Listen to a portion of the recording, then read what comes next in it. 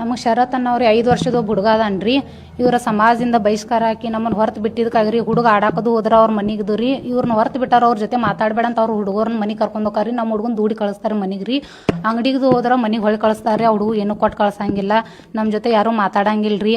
ಯಾವುದೋ ಕಾರ್ಯಕ್ರಮ ಇದ್ರದು ನಮಗೆ ಹೇಳಂಗಿಲ್ಲ ರೀ. ನಮ್ಮ ಮನೆ ಬಿಟ್ಟು ಹೇಳ್ತಾರೆ ರೀ. ಮತ್ತು ಯಾರ ಜೊತೆ ನಾವು ಮಾತಾಡ್ದಂಗೆ ಮತ್ತು ಮಾತಾಡಿದ್ರೆ 5,000 ರೂಪಾಯಿ ದಂಡ, ನೋಡಿದವ್ರಿಗೆ 1,000 ರೂಪಾಯಿ ಬಹುಮಾನ ಅಂತಾರೆ ರೀ.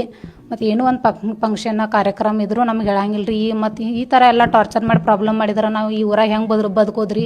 ಇವ್ರನ್ನ ಈ ಊರು ಬಿಡಿಸ್ಬೇಕು, ಮನೆ ಬಿಡಿಸ್ಬೇಕು ಅಂತಾರೆ ಇವ್ರು ರೀ.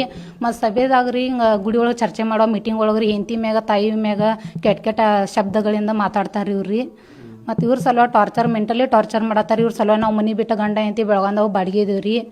ಮತ್ತು ಈ ಥರ ಎಲ್ಲ ನಮಗೆ ಒಂದಿಲ್ದ ಒಂದು ಪ್ರಾಬ್ಲಮ್ ಮಾಡ್ಕೊತಾನೆ ಅದಾರ ರೀ. ನಮ್ಮ ಹುಡುಗ ಸತ್ತು 4 ತಿಂಗಳಾತ್ರಿ. ನಮಗೆ ಪ್ರಾಬ್ಲಮ್ ಆಗಿತ್ತು. ನಾವು ದೇವ್ರ ಕೇಳಕ್ಕೆ ಹೋದ್ರೆ ರೀ ನಮ್ಮ ಗಂಡಗನ್ನ ಇವರ ಬಂಡಾರ ಮುಟ್ಟಿಸಿ ಅಂಗಾರ ಮುಟ್ಟಿಸಿ 3 ತಿಂಗಳು ಗಡುವು ಇಟ್ಟು ರೀ. 3 ತಿಂಗಳ ಒಳಗೆ ಏನಾರ ಪ್ರಾಬ್ಲಮ್ ಆದ್ರೂ 1,00,000 ರೂಪಾಯಿ ದಂಡ ಅಂತ ಹೇಳಿರಿ. ಅದು ಎಲ್ಲ ಮುಗೀತು ರೀ.